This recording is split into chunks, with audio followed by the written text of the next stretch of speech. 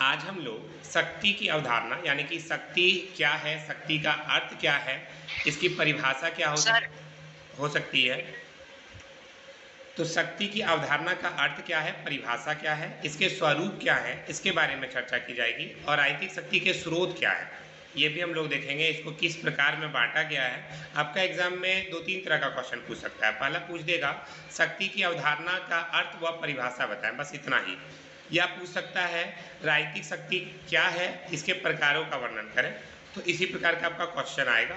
चलिए अब देखते हैं, पहले स्टार्टिंग कहाँ से करेंगे। यहाँ से मेरा स्टार्टिंग होगा। शक्ति जो है आधुनिक राजनीति विज्ञान की केंद्रीय धारणा है। राज्य, संप्रभुता, सरकार, कानून आदि में शक्ति को प्रमुख अंतर्निहित तत्व माना जाता है। मतलब शक्ति क्या है, आधुनिक राजनीति विज्ञान की केंद्रीय धारणा है।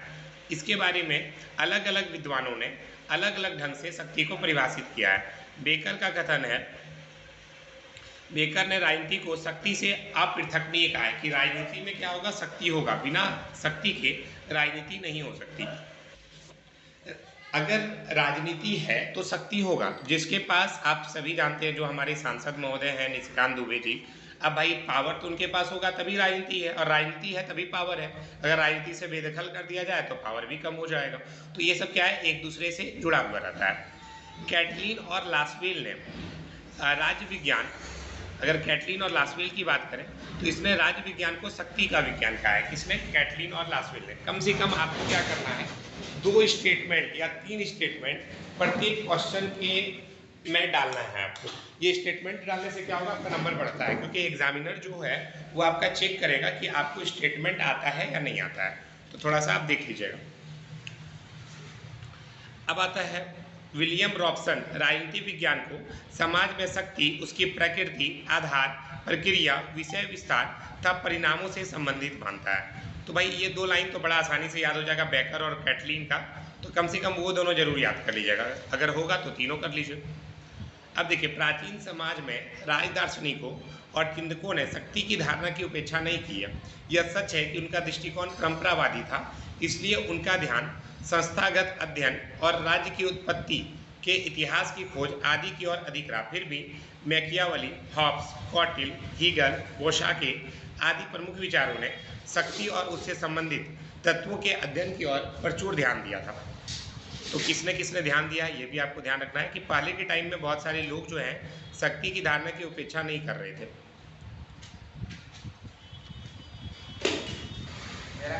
नहीं देखते। अब आता है, तो इसकी उपेक्षा नहीं की थी। बहुत सारे लोगों ने शक्ति के बात पर भी ध्यान दिया। इसमें कौन कौन प्रमुख है, मैकियावली, हॉब्स, कौटिल्य, हीगर, बोसाकी। तो ये सब आपका राजनीतिज्ञ का नाम हो गया, ध्यान रखिएगा। कौटिल्य ने तो स्पष्ट लिखा है, समस्त संसारिक जीवन का आधार दंड शक्ति ही है। तो भाई ये स्टेटमेंट ज़्यादा अच्छा है, इसी को कर लेंगे।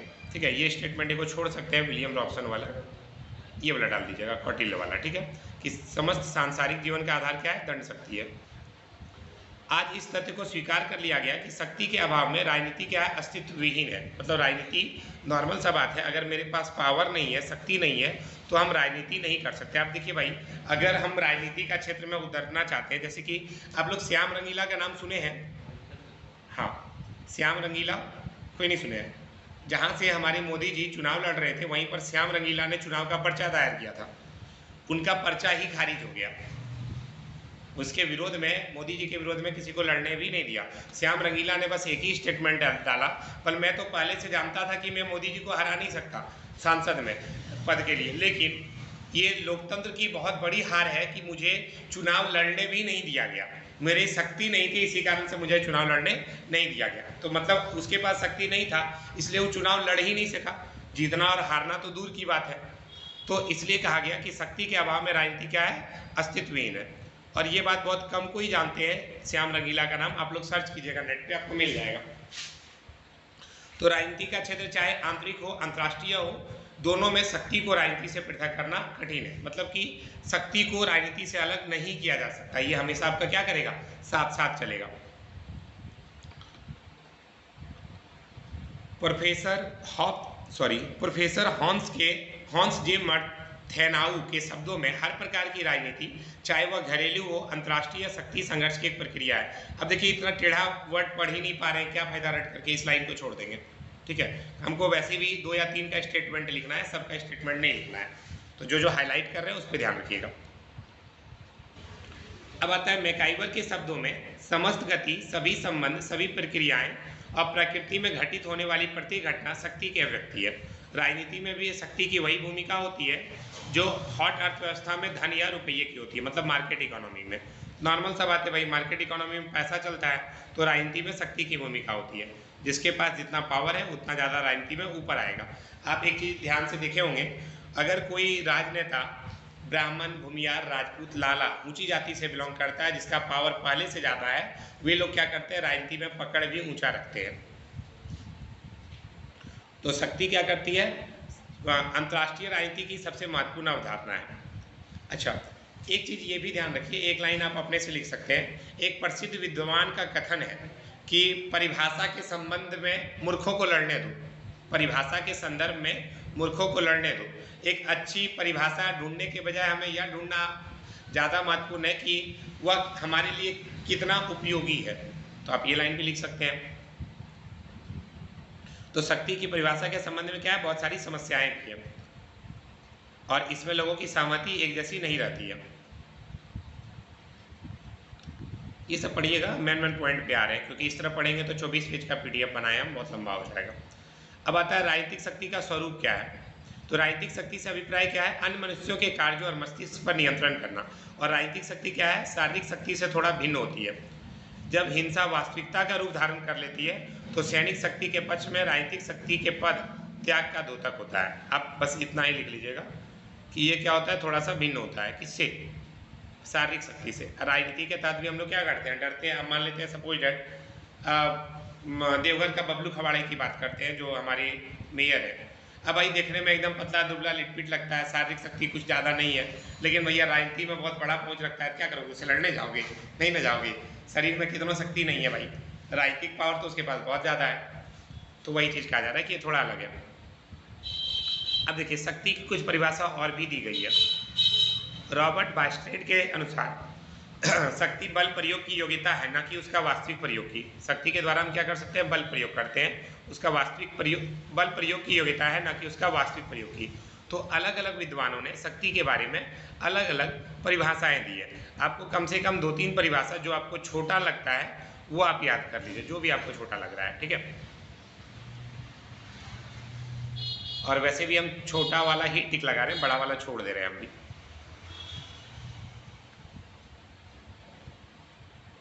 चलिए आगे देखते हैं। इधर आपका स्टेटमेंट ही दे रहा है। अब देखिए, एक लाइन और लिखा हुआ है यहाँ पे, मेन लाइन। राजनीतिक शक्ति वास्तव में एक जटिल संकल्पना है जिसके पीछे सदा ही यह मान्यता होती है कि उसके कई रूप हो सकते हैं, जैसे संपत्ति, शस्त्रास्त्र, नागरिक अधिकार, लोकमत पर प्रभाव, जिनमें किसी को भी किसी दूसरे पर आश्रित नहीं माना जा सकता। मतलब राजनीतिक शक्ति का अर्थ क्या है, दूसरों के व्यवहार पर नियंत्रण करना ही राजनीतिक शक्ति कहलाता है।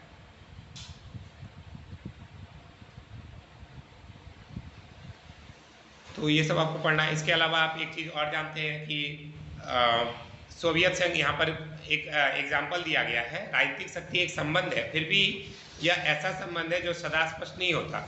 इस प्रकार यदि अफगानिस्तान में सोवियत संघ की फौजें विद्यमान थी और अमेरिका के बार बार धमकी देने के उपरांत भी सोवियत संघ ने फौजें नहीं हटाई, तो हम कह सकते हैं कि सोवियत संघ के पास क्या थी, राजनीतिक शक्ति थी। परंतु यह भी संभव है कि इन्हीं अन्य कारणों से सोवियत सेनाएं अफगानिस्तान से हट जाती, तो यह मत संयोगी हो सकता है कि सोवियत सेना उसी समय हटना शुरू करती जब भारत अथवा गुटनिरपेक्ष राष्ट्र प्रबल रूप से ऐसी मांग कर रहे थे।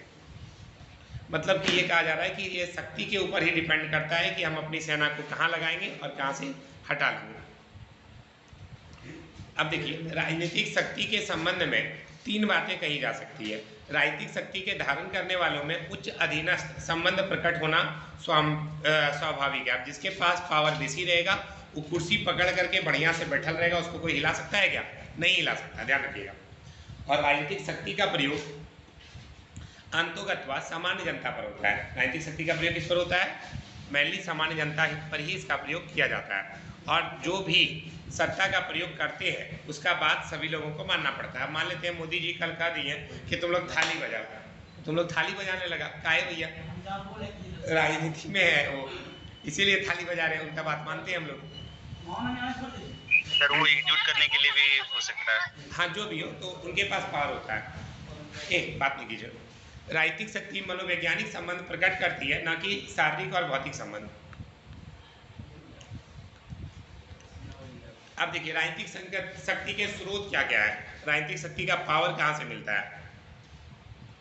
तो राजनीतिक शक्ति के स्रोतों की पूर्ण सूची देना संभव नहीं है, क्योंकि विचारकों के इस संदर्भ में बहुत अधिक मतभेद है। लेकिन फिर भी ये माना जाता है जिसके पास धन अधिक है, मान लेते हैं मेरे पास करोड़ों रुपया हो गया, राजनीति में हम कदम रखेंगे कि नहीं, बोलेंगे आराम से एक काम करते हैं ना, एमएलए का पद के लिए इस बार खड़ा हो जाते हैं। तो धन संपदा होना चाहिए, प्राकृतिक संपदा के साधन होना चाहिए, मानव शक्ति अच्छी होनी चाहिए, लोगों के साथ पहुंच और पकड़ होना चाहिए। तो राजनीतिक शक्ति का स्रोत में क्या क्या बोले हमको होना चाहिए, धन संपदा होना चाहिए, मानव शास्त्र होना चाहिए, शक्ति होना चाहिए, लोगों के साथ अच्छा व्यवहार होना चाहिए। ये सब चीज़ भी राजनीतिक शक्ति का स्रोत के अंतर्गत आते हैं। अब मान लेते हैं मेरा लोगों से बहुत अच्छा पड़ता है, बहुत सारे लोगों से मेल मिलाप बना हुआ है, तो कहीं ना कहीं अगर कोई चुनाव में खड़े होंगे तो मुझे वोट क्या होगा, आसानी से मिल जाएगा। तो ये सब चीज़ भी दिया गया है। अब देखिए एग्जाम्पल के तौर पर यहाँ बताया जा रहा है कि अंतर्राष्ट्रीय संबंधों में संयुक्त राज्य अमेरिका की बहुत समय तक कोई विशेष शक्ति नहीं थी, लेकिन वह बहुत धनी राज्य था। तो इसी कारण से क्या किया, वो अपना स्वामित्व प्राप्त कर लिया। अमेरिका का जो राज्य है सर, हाँ बोलिए। अमेरिका एक देश है। हाँ देश है ना, उसका राज्य अपने मन चाहे से अलग हो। क्या थे ना, शक्ति का पहला स्रोत क्या है, ज्ञान है। अगर आपके पास ज्ञान है तो आप शक्ति का संचालन कर सकते हैं। और व्यक्ति का नेतृत्व गुण, उसकी इच्छा शक्ति, उसकी सहन शक्ति, अपने आप को अभिव्यक्त करने की शक्ति आदि शक्ति के महत्वपूर्ण स्रोत हैं। अब प्राप्तियाँ भी क्या है, शक्ति का स्रोत है। अब प्राप्तियों के अंतर्गत भौतिक सामग्री, स्वामित्व, आर्थिक साधन आदि को सम्मिलित किया जा सकता है। ऐसा माना जाता है कि संपत्ति और संपदा राष्ट्र या व्यक्ति को आप प्रत्यक्ष शक्ति प्रदान करते हैं। देखो ये एक नॉर्मल सा बात है कि आपके पास जो भी शक्ति है, जितना प्राप्ति है, भौतिक सामग्री है, वही आपको क्या करता है, ऊंचा स्थान देता है। अब अगर हम बोले एमएलए या एमपी का चुनाव अधिकतर वही लोग लड़ते हैं जिनके पास पैसा भी अच्छा मात्रा में रहता है। गरीब लोग एकदम लड़ पाएंगे क्या। अब जिसको घर में खाने ही नहीं खुलता है, बोलेगा हम एमएलए में खड़ा होंगे, लोग बोलेगा पागल वागल हो गया है, कैसे एमएलए में खड़ा कर देंगे इसको। तो ये सब भी चीज होता है। और कभी कभी राष्ट्र का आकार भी शक्ति का स्रोत बन जाता है। और ऐसा माना जाता है कि राष्ट्र का आकार जितना बड़ा होगा उतना ही वह ज़्यादा शक्तिशाली होगा, ध्यान रखिएगा। अब देखिए राजनीतिक शक्ति के प्रकार। तो राजनीतिक शक्ति 3 रूप में व्यक्त होती है, शारीरिक शक्ति, मनोवैज्ञानिक शक्ति, आर्थिक शक्ति। शारीरिक शक्ति में क्या है, प्रत्येक राष्ट्र की सरकार राजनीतिक शक्ति का प्रयोग करती है, किंतु वह ऐसा इसलिए कर पाती है क्योंकि सेना जो है राजनीतिक सत्ता के अधीनस्थ है।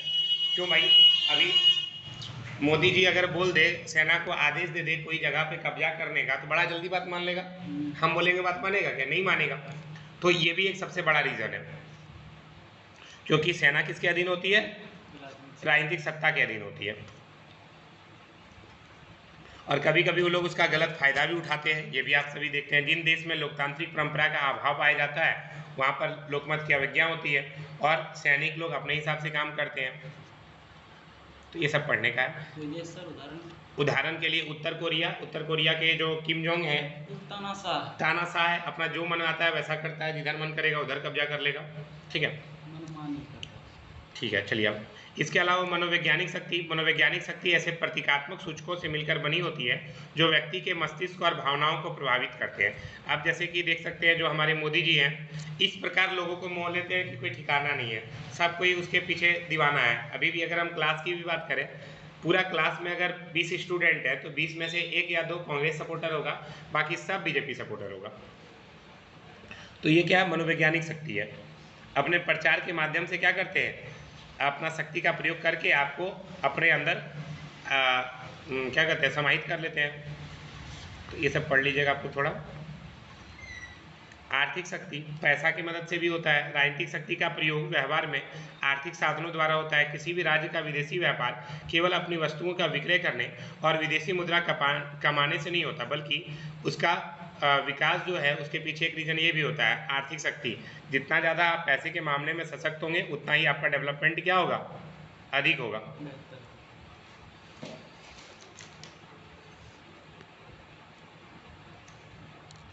इसके अलावा बहुत सारे देश हैं जो भारत को भी क्या करते हैं, विदेशी सहायता प्रदान करते हैं। वे चाहते हैं कि भारत उन्हीं के प्रभाव क्षेत्र में रहे, वे अपना स्वतंत्र चिंतन और कार्य बंद कर दे। बहुत तरह की बातें इसमें की गई है, सब आप लोग पढ़ लीजिएगा खुद से। शक्ति के लिए क्या होता है, निरंतर होड़ आधुनिक राज्यों की मुख्य विशेषता है, क्योंकि प्रत्येक राज्य अपनी स्थिति को बनाए रखना चाहता है, जीवित रखना चाहता है, और अपने आप को सुरक्षित रखने की भावना ही क्या है, शक्ति की मूल प्रेरणा है, कि भाई अपने आप को हमें बनाए रखना है। इसी के लिए हम लोग शक्ति का सहारा लेते हैं। और इसी के तहत क्या होता है, अंतर्राष्ट्रीय राजनीति में भी जब शांति काल की स्थिति है, जैसे कि अभी कोई क्या हो रहा है, एक देश से दूसरे देश में लड़ाई नहीं हो रहा है, तो इस स्थिति में भी क्या होता है, अंतर्राष्ट्रीय राजनीति एक राष्ट्र द्वारा दूसरे राष्ट्र पर शक्ति द्वारा दबाव डालने की निरंतर प्रक्रिया का ही दूसरा नाम है। जैसे कि अमेरिका दबाव डालता है हमेशा, चीन भी भारत के ऊपर डालता है, भारत भी चीन के ऊपर डालता है, तो ये सब चीज़ कहीं ना कहीं होता है। देखिए एक स्टेटमेंट और है, शक्ति का स्वतः अर्थ मित्रों को प्राप्त करने, लोगों को प्रभावित करने, सहानुभूति जागृत करने, आज्ञा पालन करने का अधिकार प्राप्त करने, बल प्रयोग, प्रचार, सम्मान, सहयोग उत्पन्न करने, कई सारे कार्यों की यह योग्यता है। अब देखिए शक्ति के माध्यम से एक राष्ट्र को प्रतिष्ठा, भूमि, कच्चा माल, सुरक्षा और मित्र प्राप्त हो सकते हैं। अगर आपके पास पावर है तभी आपको मित्र वगैरह मिलेगा जो आपका मदद करेंगे, नहीं तो नहीं मिलेगा। जैसे 1962 में चीन ने भारत पर आक्रमण कर दिया और फिर यथाशीघ्र युद्ध बंद कर दिया। 1979 में चीन ने वियतनाम पर आक्रमण करके थोड़े दिन में युद्ध बंद कर दिया। ऐसा लगता है कि चीन का उद्देश्य क्या था, सिर्फ शक्ति का प्रदर्शन करना था कि भैया हम बहुत पावरफुल है, हमसे कोई लड़ना नहीं। और इसमें जहाँ भय पैदा कर देना, बिल्कुल। इसमें जहाँ उसे प्रतिष्ठा प्राप्त होने की अभिलाषा थी, वहीं थोड़ा बहुत प्रादेशिक लाभ भी मिला। और दोनों ही मामलों में चीन ने शक्ति को विदेश नीति के रूप में अपना प्रयोग भी किया। तो ये भी आप ध्यान रखिएगा कि पावर अपना दिखाने के लिए भी लोग क्या करते हैं, कभी कभी किसी से लड़ाई कर देते हैं, हाँ, ताकि दूसरे लोग हमसे डर करके रहे।